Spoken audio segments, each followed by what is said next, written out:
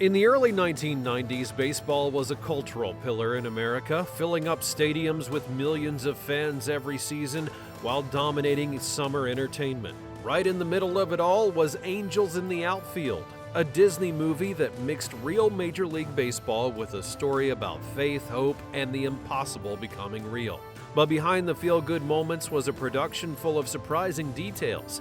The film was shot in real stadiums under tight scheduling conflicts, featured future Oscar winners in tiny roles before they were famous, and even released only weeks before the 1994 MLB strike canceled the World Series. Today, we're having a look at 20 crazy facts that reveal how the movie quietly became one of the most fascinating sports films of the 1990s. And if you're new to the channel, make sure that you subscribe so that you never miss another deep dive like this. Number 20.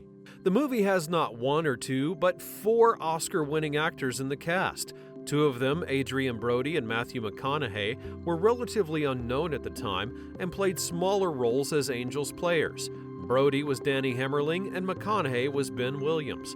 Both only had a few lines in the film, but their careers turned out to be anything but small. Brody had gone on to win the Oscar for Best Actor in 2002 for his role in The Pianist. He had made history as the youngest Best Actor winner ever at 29 years old.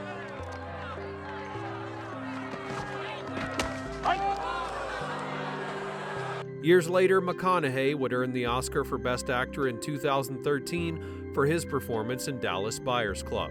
Ben Johnson, who played the Angels owner Hank Murphy, won an Oscar before them, and he took home the Best Supporting Actor at the 1972 ceremony for the 1971 film The Last Picture Show. The fourth on the list that often gets forgotten is Brenda Fricker. She plays Roger's foster mother, Maggie, and won Best Supporting Actress in 1990 for My Left Foot, becoming the first Irish actress to ever win the Academy Award. That makes four Oscar winners, all stacked into a single Disney family sports film. Number 19. At the time, it may have felt like a lot of money to Matthew McConaughey, and he once said that it made him feel like he was rolling in dough. It was back in the early 1990s, and for a small role in a Disney movie, it was standard money. But the young McConaughey did not know that this role would be more than just a paycheck. 2 weeks after filming began, he got an unexpected call. He was on a baseball field in Oakland playing a California Angel. The call was for an audition in the movie A Time to Kill, and it was a role that would change his life. Joel Schumacher directed the 1996 film based on John Grisham's novel, and it opened up big doors for Matthew McConaughey.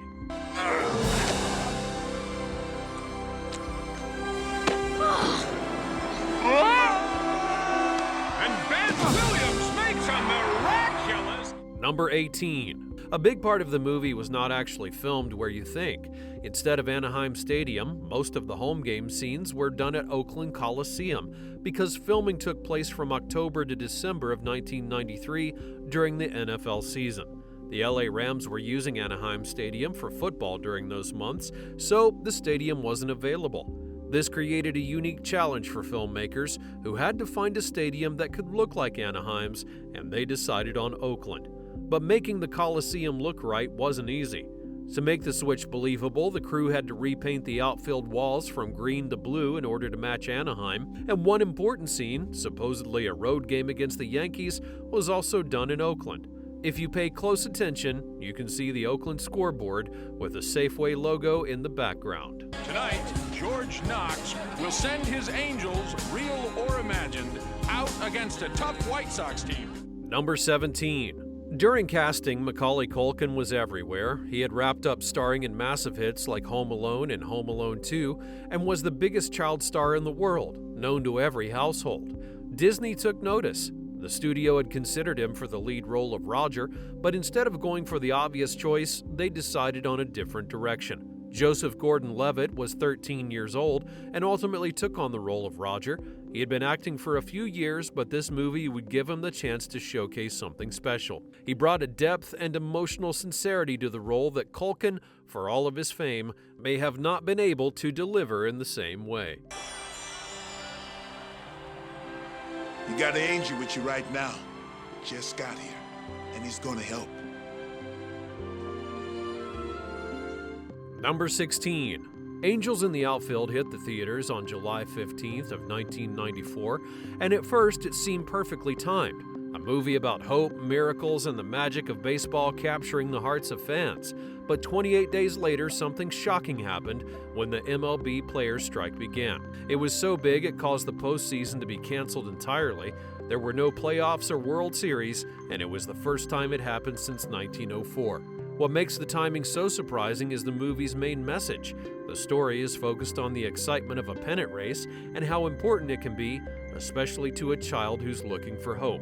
Weeks after the film's release, the same magical season the movie celebrates simply vanished. Fans who had believed in the game's magic were left watching it disappear, not because of the players on the field, but because of collective bargaining off of it. Number 15.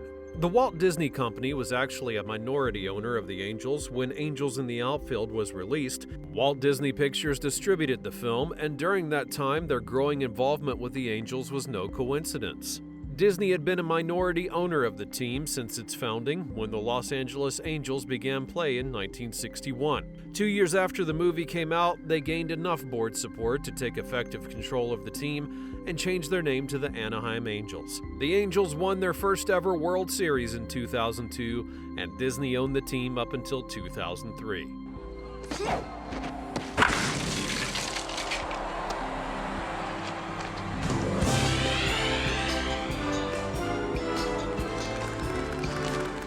Number 14. The California Angels weren't exactly winners when the movie came out. They had never won an American League pennant or even made it to the World Series.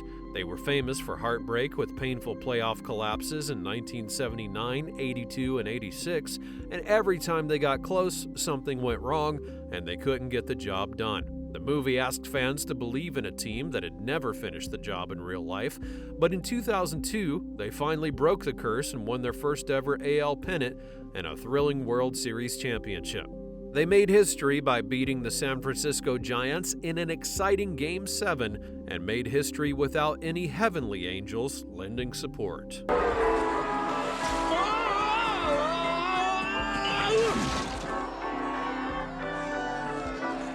Number 13. The world premiere of the 1994 Disney remake of Angels in the Outfield was nothing like a typical movie screening. Instead of a fancy theater, the big debut took place at Three Rivers Stadium in Pittsburgh. The premiere had honored the original 1951 film, which had the Pittsburgh Pirates as the team that were looking for a little help from above. It was also part of the festivities for the 1994 MLB All-Star Game. Close to 50,000 people packed the stadium for the screening, with reports calling it one of Three Rivers' biggest crowds of the year. Three Rivers Stadium, which was home to the Pirates and the Steelers, had turned into a movie theater under the night sky.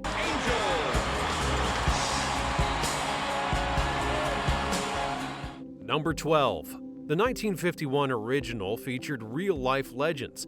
Joe DiMaggio showed up as himself, still active with the Yankees at the time. Ty Cobb, the reclusive baseball icon, made a cameo which turned out to be his only feature film performance. And then there was Bing Crosby, who had actually owned 15% of the Pirates team. A man who had partly owned the team was in the movie where Angels were said to help them win. Crosby was actually a producer on the film, and his stake in the Pirates is one big reason the team was chosen for the story. His cameo had made the movie even more interesting, and he even talked about whether Angels were actually helping the Pirates win in a mock interview segment alongside DiMaggio, Cobb, and songwriter Harry Ruby. Number 11. The original story behind the famous film was written by a Jesuit priest with a hidden talent. Father Richard F. Grady worked as a chair of the English department and dean of the evening school at the University of Scranton and penned the tale under the pseudonym Richard Conlon. He first wrote it as a 98-page radio comedy, and MGM found the story so compelling they bought it, planning to turn it into something bigger. However, the father donated the proceeds from the sale to the Society of Jesus, his Catholic religious order. MGM kept trying to cast some of Hollywood's biggest stars in the lead. First, they had Spencer Tracy in mind, but it didn't work out. And then they turned to Clark Gable, who was actually attached for a time, but he had chose to star in Lone Star instead. They even tried borrowing James Cagney from Warner Brothers, but that plan had failed as well. Finally, the role landed with Paul Douglas, who played the foul-mouthed manager Guffey McGovern. Number 10. Hank Murphy, the Angels team owner in the movie, was loosely modeled after Gene Autry, the legendary singing cowboy that founded the California Angels. In 1960, Autry was awarded the franchise as an expansion team, with the team beginning play in the 1961 season. For decades, he had dedicated himself to the team and its loyal fans, even as they struggled with near misses. Autry had passed away in 1998 and never got to see the Angels win their first World Series. Hank Murphy was played by Ben Johnson, a famous actor known for his Western films. Johnson became well known in the 40s working with director John Ford, and even won an Oscar in 1972 for The Last Picture Show. I can't believe it. Wrench, you're fired. You can't fire me! Number 9. Danny Glover decided to take on the role of George Knox for a very personal reason. At the time, he was famous for playing in action films like Lethal Weapon, but those films were too violent and rated R, and that meant his daughter couldn't watch them. This would bother Glover because he wanted to make films his daughter could enjoy alongside him. Taking the role was about being a dad and sharing something special with his child. What makes it interesting is how the role reflected his own life. The character, who becomes a father figure to 2 kids, felt very personal to him, and at that time Glover had already started to shift his career towards family-friendly films like Pure Luck in 1991. With Angels in the Outfield, he was able to showcase his comedic skills and tap into his emotional side. I want you to come and live at my house.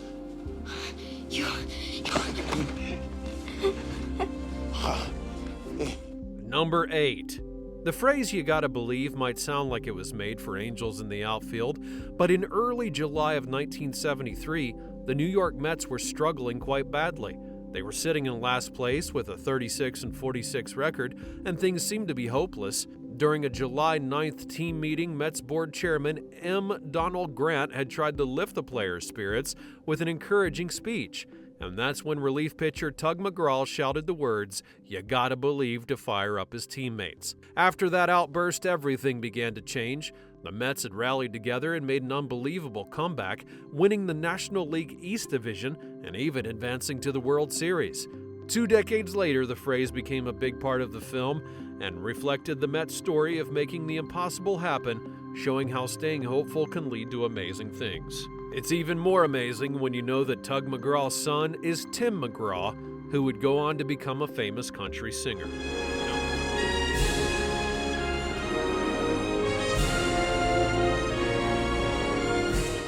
Number 7. Among the real-life baseball players shown in the film, Carney Lansford is a name that stands out.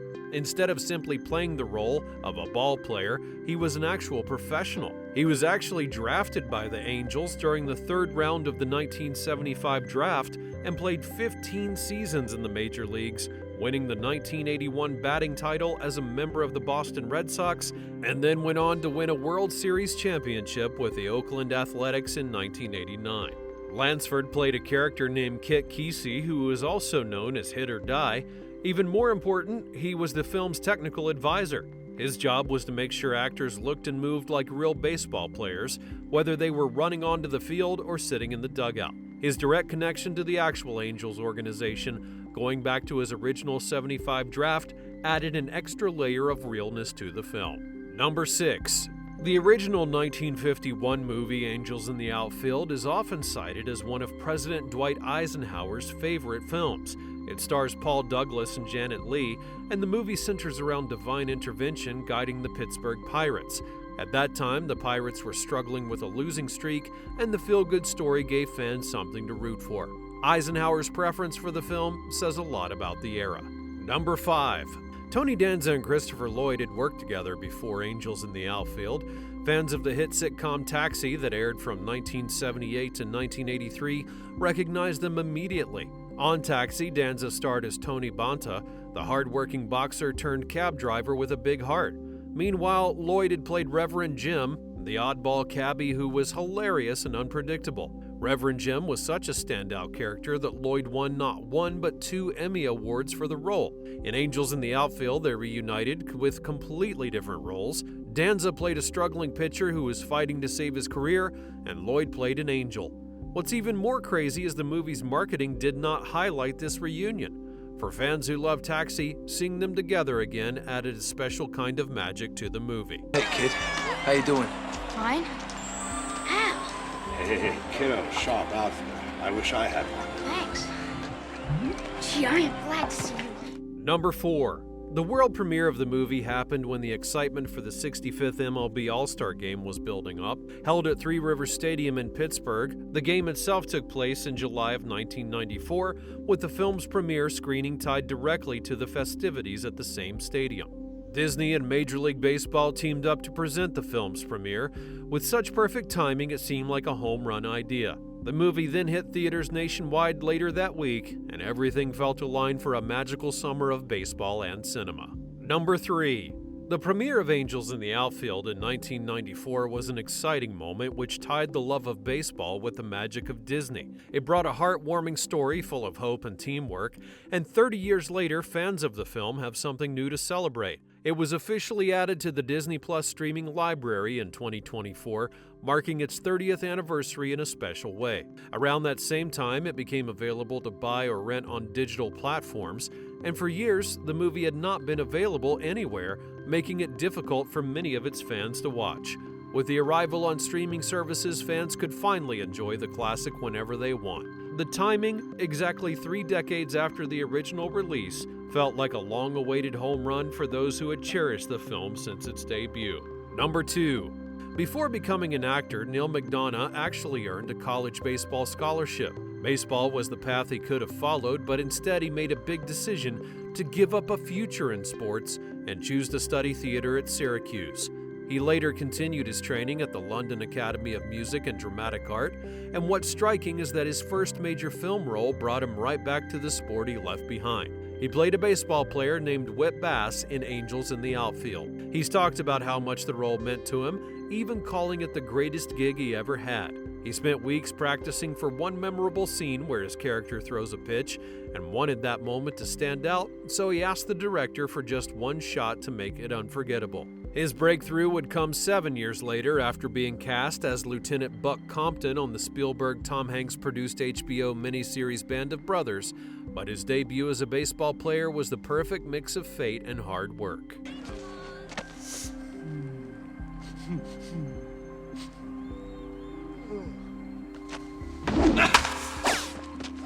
Number 1. Holly Goldberg Sloan wrote the screenplay for Angels in the Outfield and worked as its associate producer.